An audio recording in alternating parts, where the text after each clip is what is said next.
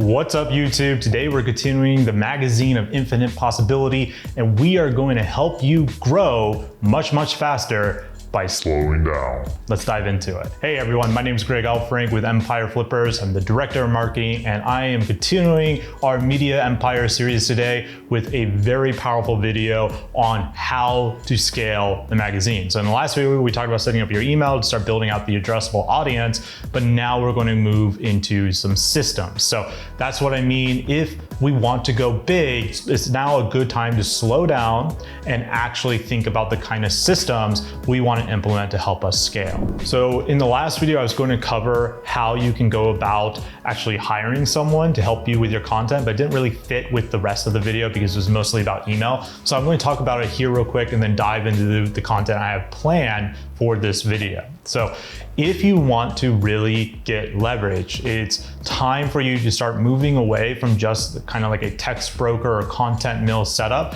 that is writing your articles and start moving where you're building your in-house team to really start growing. The best hire you can do at this stage is a content manager. And the best kind of content manager to hire isn't actually someone who's the best at writing content. Now, hopefully they're good. They understand what goes into that process. You want that. They need to have a good eye, but they don't necessarily need to be the absolute best at creating content, because them creating the content for you is actually going to become a bottleneck. A better way to do it is to have someone who has real niche expertise, a passionate for the niche, and they understand what good content is when they do see it, even if they're not the best at creating it themselves. And you put them as a content manager overseeing all the articles that are coming in from your content mill providers. Now, this hire could be an in-house person. It could start off as a freelancer with the idea as the position grows that they become more in-house with you. One of the best ways to find this kind of person is simply using Reddit. As is a common theme, Reddit is a fantastic resource for a lot of different things. But what you will do is you go into a subreddit related to your niche, you reach out to the mods. Hey, Mr. Mod of the gardening niche or whatever, I'm looking to hire a content manager who's really passionate about gardening. Would you mind, or would you be open to me posting my job post in there with your approval? I don't want to break the rules or anything. You want to be careful with Reddit, make sure everything is always cool with the mods, because they're the gods of the subreddit, right? So you want their approval before you post. Once you post, you can start interviewing people who apply. If it's a big niche, you'll probably get a ton of appliers. So make sure you have something that filters them out. One of the best filters is make them do a video. Most people will not do this. They're not comfortable with it, and it'll filter out a lot of bad apples for you just right out of the gate by forcing them to do a video. That's what we do at Empire Flippers, and it's worked extraordinarily well for us. So what you do once you hire this content manager, you want to train them up a little bit on what kind of SOPs you do have and figure out what kind of experience they have, because they might already have enough experience or insight, whether it's in content marketing or in the niche itself, to improve the SOPs you already have. So that is really the first phase of once you hire them, is trying to figure out what kind of system is going to work best between you and them to manage the inflow of content that is going to come in, because today we're going to be scaling that content dramatically. Okay, let's talk about the content production system of what it should look like. Now, you might already have some elements of this, or maybe even all of them if you're really doing well for yourself, but I find most people struggle with the actual structure of producing the content. So let's do a little casual walkthrough of the process. Now, if you want a much deeper dive into this process, check out my content framework that actually works. That video goes way more in depth on all of these steps. So if you haven't seen it, check that out. And it also has some other valuable pieces in there about content marketing in general for you. But in general, the process, how it works is you write out a brief, or your content manager now will be writing out a brief. This brief is given to the writer. The writer will then create an outline that they give back to the content manager. The content manager reads that outline, makes sure everything is on point, that things are going in the correct direction, because it's a lot easier to fix an outline than say a 3,000 word buyer guide or a 5,000 word buyer guide. And after that, the writer, if you're not using a text mill, you can do this. If you are using a content mill like Textbroker or Hire Writers, you won't be able to do it most likely, but train your freelance writer writers on the concept of a working outline. Working outline is a much more in-depth outline. The outline that they give the content manager should really fit all on one page, just like a brief, and cover just really the high level structure of the article of what they're going to be talking about. But a working outline can go much, much deeper to the point where the bullet points that the writer is using could be full on paragraphs because they discover things that they want to say or do and all that kind of stuff within the article. And vice versa, they might have a bullet point that's one word that translates into 3 paragraphs of the article, right? It's really a tool for the writer, not a tool for the content manager, because this is a messy outline and it could be extremely thorough. Like some of my outlines can be 1,000, 1,500, or even 2,000 words long, depending on what I'm doing. Like for this series, for example, it is much longer than 2,000 words with all this stuff I want to talk to you guys about. And it's very, very messy. And that is not the appropriate tool to give to your content manager because you'll kill them. It's terrible. So the working outline, the benefit of that is the writer will write quicker. They will also write better. They'll have better structure and they'll have a more nuanced opinion of the subject. That's why it's such a useful tool. It seems like you're slowing the writer down by adding in this extra step, but it actually speeds the writer up. It's very counterintuitive, but I have found that with my own team, with myself, that this is very, very effective. So after the working outline is done, again, that's optional, but say they did it, then it comes to the first draft. This is where it comes back to your content manager again to read that. Now, ideally, because they already knew the structure in advance, there's going to be very minimal changes here. There might be, expand a little bit on this section, or let's minimize this. There's too much clutter in this piece. Let's make it more concise. Things like that. And the content manager might start adding in CTAs or internal links that they know would be effective to add in that link to other aspects of your site. So this is the best way to really leverage your content manager because they know the niche, right? So the writers that are writing might not be as advanced in their niche knowledge, but the content manager can spruce it up with a little bit of data, facts, and insights and anecdotes, right? After this is done, the writer is given the first draft with the edits, and they make any edits that are necessary. They give it back to the content manager. If all looks good, then it's sent off to what are called a grammar edit. Now, you might not do a grammar edit. We do. This is another optional thing. You don't have to do it. And to be honest, it's probably not going to be a huge win or loss if you don't. We do it to just try to make our articles more clean and more concise, because sometimes the grammar editors have really good suggestions, or they save us from making embarrassing grammatical mistakes, which I'm famous for doing. So even as a writer, I make so many grammatical mistakes all the time. So this is a good pass. I would not do more than 1 grammar pass though. You're not writing a novel, which a novel traditionally has 3 editing passes, or at least 2. But even then, even if you do 3 editing passes, statistically, you're not likely to catch every single typo or grammar error. Your content will still have that, and that's okay. That's the way pretty much everything has. Everything has that attribute.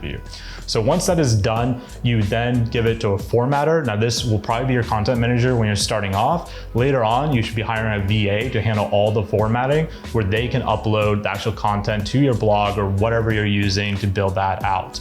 And so that is the general content production system. Now, one thing I want to discuss before we move into the next section is this idea of a committed editorial. So what I mean by that is, should I publish all my articles at once, or should I drip feed them over, say, once a week or twice a week or whatever, have a consistent schedule? This is a great debate, especially in the SEO community. A lot of people are on one side or the other.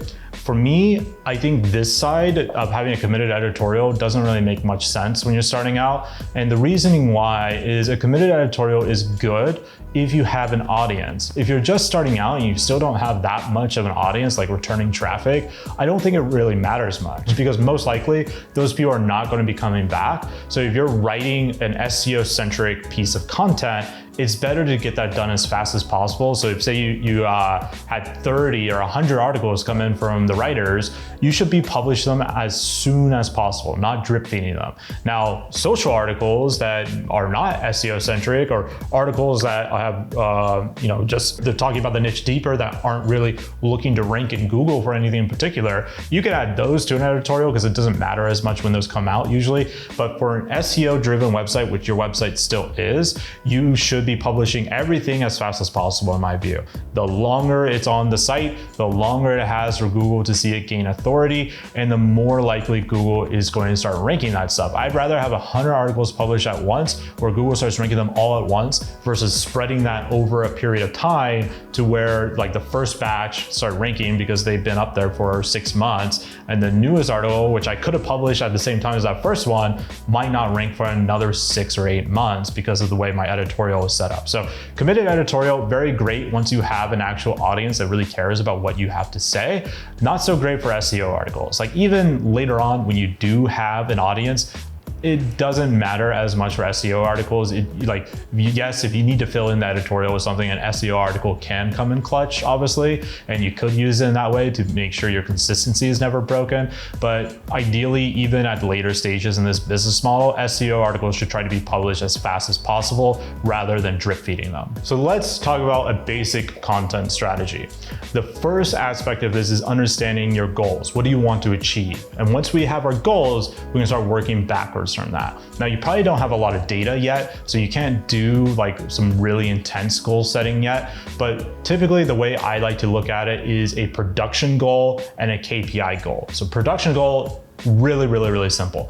And all that means is how many articles or pieces of content do I want to publish? In Q3 of 2021, when I'm filming this video, I want to try to publish 24 YouTube videos within that quarter, within that 3-month time frame. That's my production goal, right? Then you have a KPI goal, and a KPI goal is going to be tied to metrics like traffic or subscribers or all that kind of stuff. Now, if you don't have good tracking, or if you're in a very complex niche like us, it is very difficult to do KPI tracking. But for most people, it won't be too difficult to do because most people are in not a super complex niche like the M&A industry. So it's a little bit easier with the tools that are available. But you can have a goal like, okay, I want 50,000 visitors per month.